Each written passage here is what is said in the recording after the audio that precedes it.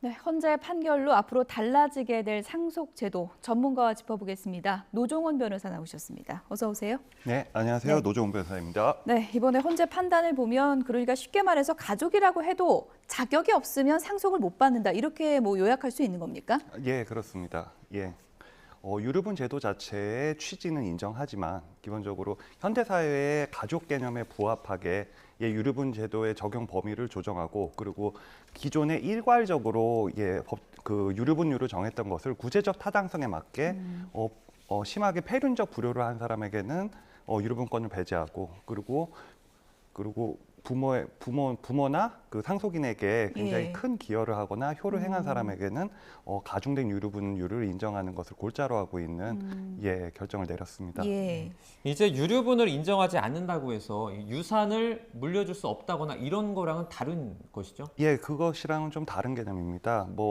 그 유류분권이 인정되지 않는 사람들에게도 원하기만 하면은 그 유언이나 증여를 통해서 충분히 재산을 양도할 수 있게 되었습니다. 네. 죄송합니다. 양도할 수 있습니다. 이것이 그 헌법상 우리 자유민주주의 국가 체계에서 가장 중요시 여기는 재산권 처분의 자유의 일환이기 때문입니다. 예. 네. 이번에 이제 판단 내리면서도 부모나 배우자의 유류분은 또 인정을 했는데 이거는 어떻게 봐야 됩니까?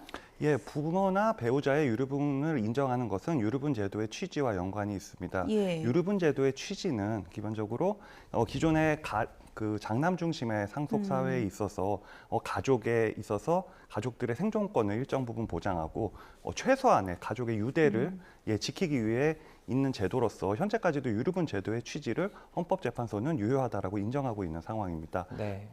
다만 이제 형제 자매와 관련해서는 좀 다른 판단을 내리고 있는 것이죠. 네. 지금 헌재 판단에서 가장 주목을 받는 게 불효자 또는 이 자식을 버린 부모 등이 이른바 이제 뭐 패륜 가족이라고 하는데 이들의 유류분을 인정하지 않는다는 내용이었습니다. 예, 맞습니다. 이제 구하라 씨 같은 경우에 과거 이제 20년간인가요? 연락을 끊었던 친모가 나타나서 이 상속 재산을 가져간 일이 이제 발생을 하면서 네. 당시에는 논란이 상당하지 않았습니까? 예, 굉장히 국민적 공분을 샀죠. 예, 가족을 버리고 떠난 부모가 과연 상속을 받을 자격이 있을 것인가? 그렇다면은 가족의 진정한 의미란 과연 혈연일까? 어떤 가족으로서의 진짜 의무를 다하는 것인가에 대해서 굉장한 많은 사회적 논의가 있었고, 국무회의를 통과해서 구하라법이 발의되었으나 현재까지 통과되지 않고 있는 상황입니다. 예. 네. 변호사님 설명대로 이제 폐륜을 막자는 취지로 이제 헌재 판단이 나온 것 같긴 한데 네. 이러다 보니까 뭐 우스갯소리로 이제 상속받으려면 효도를 잘해야 된다 이런 얘기들도 나오고 있고 네. 이렇다 보니까 불효를 정할 때 그게 굉장히 좀 주관적인 거잖아요. 이 네. 불효다, 폐륜이다 이런 기준이 좀 명확하지 않아서 해석의 여지가 너무 많다는 또 걱정도 있거든요. 결국은 판례를 통해서 구체화될 될 사안이고 예. 법이 통과될 경우 판례를 통해서 구체화될 사안이고 결국은 입법을 통해서 구체화해야 될 문제라고 생각합니다.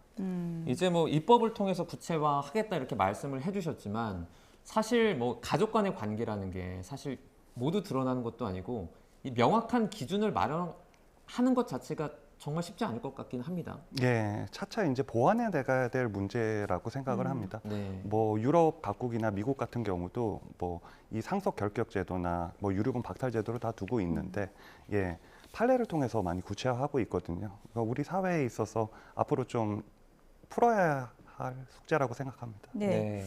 헌재 결정으로 이제 공은 국회로 넘어간 거고 뭔가 좀 구체적인 입법 체계가 마련이 돼야 이 취지가 이제 살아날 수 있을 텐데 네. 입법 단계에서 어떤 부분이 좀 중요하다고 보세요?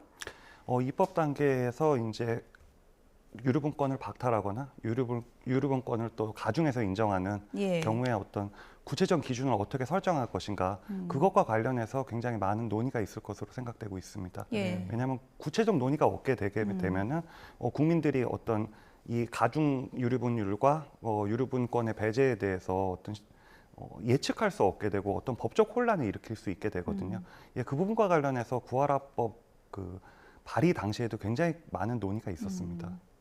그 해외에서는 조금 전에 이제 말씀하시기로는 유류분 어떤 제외 관련된 제도가 있는 나라들도 있다고 말씀을 해주셨는데 예. 해외는 이 제도가 좀 원활하게 잘 돌아가고 있습니까? 어떻습니까? 예, 원활하게 잘 돌아가고 있습니다. 특히 구체적인 기준이 판례를 통해서 많이 정립되어 있는 상황이기 때문에 네. 예, 한국에서 뭐 우려하실 만큼의 법적 혼란은 일어나지 않을 거라고 생각합니다. 예. 그렇지만 이제 아직은 좀 밑그림만 그린 단계고 입법이 구체적으로 되지 않은 단계이기 때문에 여러 가지 우려가 이제 있는 것 같고요. 상속권 박탈 기준에 대해서는 이제 입법 단계에서 구체화되긴 하겠지만 이런저런 논쟁의 여지도 있지 않겠습니까? 그건 물론 어떻게 보시나요? 많은 논쟁의 여지가 있지만 예. 결국은 법은 우리 국민들의 법감정을 결국은 법으로서 표현하는 것이고 그 방향성을 설정함에 있어서 그 노력을 포기해서는 안 됩니다. 추상적이고 뭐 모호하다는 이유만으로 어떤 사회적 정의에 부합하는 법의 제정을 포기하게 된다면 결국 국민들에게 결과적으로 더 큰 법적 혼란과 더 큰 법적 불이익으로 나타나게 되거든요.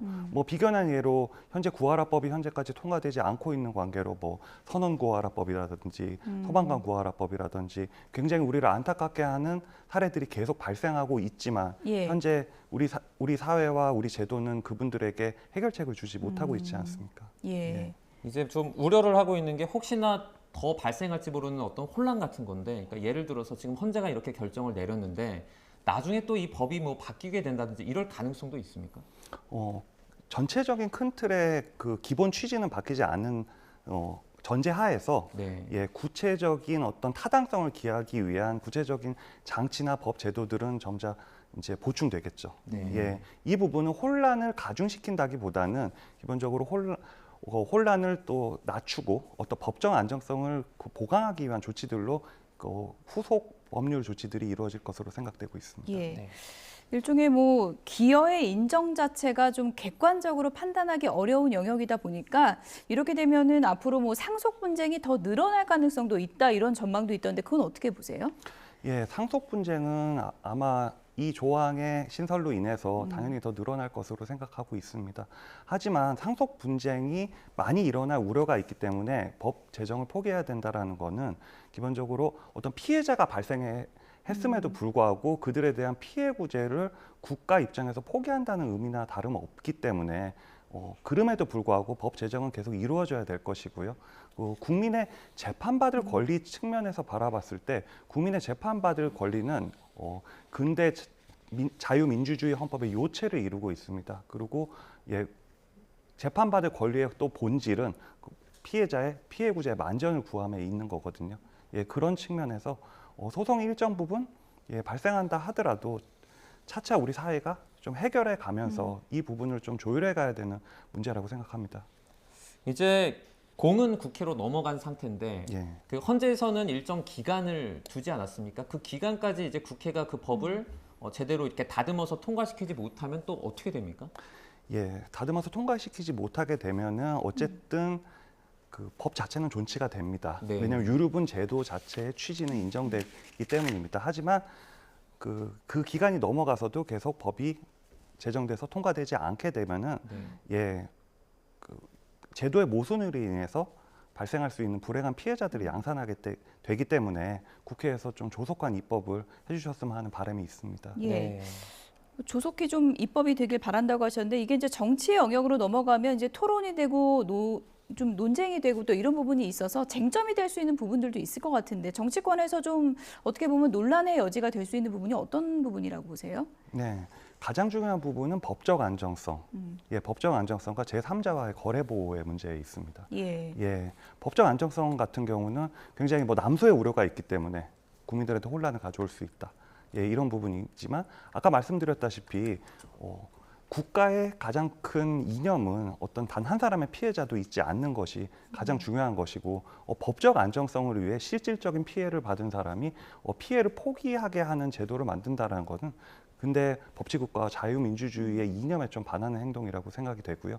그리고 제3자 거래 보호 부분과 관련해서는 여러 가지 논의가 있을 것 같습니다. 왜냐하면 이런 유류분권 상실 사유가 존재하지 않는지 그리고 유류분권의 가중 사유가 존재하는지 존재하지 않는지에 대해서는 제3자 입장에서는 전혀 파악할 수 없게 되거든요.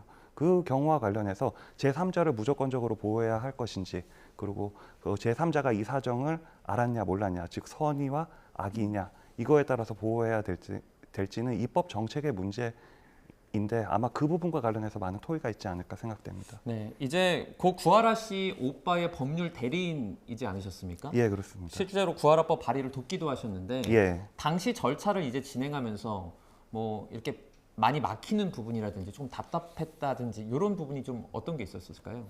예, 이제 상속제도는 기본적으로 우리 대한민국에서 가족을 어떻게 규정할 것인가라고 하는 굉장히 중요한 의미를 지니고 있습니다. 네. 기존의 제도 자체는 기본적으로 혈연을 중심으로 예, 형식적으로 설정돼 있었고 예, 상속분이나 유류분율도 기계적으로 예, 설정이 되어 있었습니다. 이거와 관련해서 어떤 실질적인 의미의 가족의 의미를 중요시 여겨서 어떤 가족으로서의 실질적 의무를 다하지 않은 자에게 상속권을 배제하도록 하는 것이 구하라법의 요체인데요. 네. 이분과 관련해서 굉장히 많은 논의들이 있었고 생각보다 많은 국민들께서 찬성을 해주셨지만 예, 실무적인 절차에 들어가서는 그것을 풀어나가는 방법과 관련해서도 여러 가지 방법이 있었는데 논의들이 굉장히 많았고 네. 제3자를 어떻게 보호할 것인가의 문제 그리고 상속제도는 혈연을 중심으로 하기 때문에 굉장히 큰 법적 안정성을 가지고 있는데 이것이 어떤 구하라법의 통과로 인해서 굉장히 큰 법적 혼란을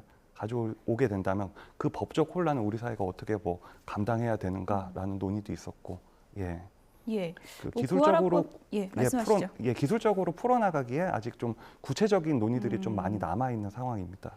어쨌든 뭐 구하라법 깊이 관련돼 있으시면서 답답함도 이제 느꼈다 이런 점을 좀 호소해 주셨는데 그럼 이번 헌재 판단이 그런 현실적인 한계를 좀 넘어서는 데는 좀 도움이 될 거라고 보시는 거군요. 예, 그렇습니다. 예. 헌법재판소는 우리나라의 헌법을 해석하는 최고 기관이기 때문에 기본적으로 이 조문은 불합리하기 때문에 반드시 예. 고쳐야 한다라는 예, 헌재의 결정이 있었기 때문에 국회도 이 헌법재판소의 판결에 기속될 수밖에 없고 반드시 이번에는 통과시킬 수밖에 없기 때문에 그런 측면에서 예, 논의의 진전이 있게 되어서 환영하고 그리고 이제 이 법이 빨리 통과돼야 다른 이런 불합리한 피해자들이 예, 발생하지 않기 때문에 예, 조속한 통과를 지금 현재 기원하고 있습니다. 네. 이제 변호사님이 보실 때는 앞으로의 전망, 그러니까 뭐 어떤 부분에서 조금 뭐 잘 진행이 될 것 같다고 이렇게 생각하시는 부분이 있습니까? 아, 네.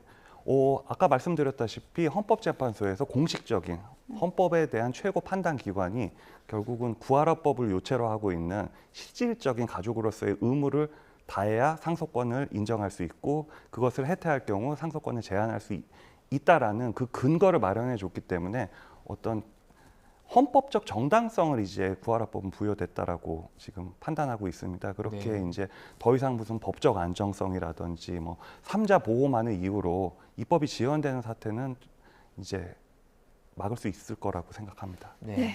끝으로요. 일단 헌재 판단은 나온 것이고 앞으로 상속제도에 큰 변화가 예상되는데 워낙에 형제, 뭐 자매, 친인척 간의 이런 상속 분쟁이 상당히 많잖아요. 예, 그렇습니다. 이번 헌재의 이 판단이 우리 사회에 주는 메시지, 핵심 메시지가 어떤 건지 좀 정리를 해주시죠. 예, 첫 번째로 정리하자면 기존의 우리 그 가족법 체계는 농경 사회, 대가족 사회를 중심으로 해서 1960년대, 70년대에 걸쳐서 규율되었습니다. 이제 근데 사회는 많이 변했고 가족이라는 그 의미가 어떤 형식적인 의미라기보다는 어떤 직계 가족 중심의 그리고 가족으로서의 진정한 의무를 다하는 사람만이 가족의 일원으로서 인정받을 수 있다라는 그 의미에서 굉장히 환영하고요.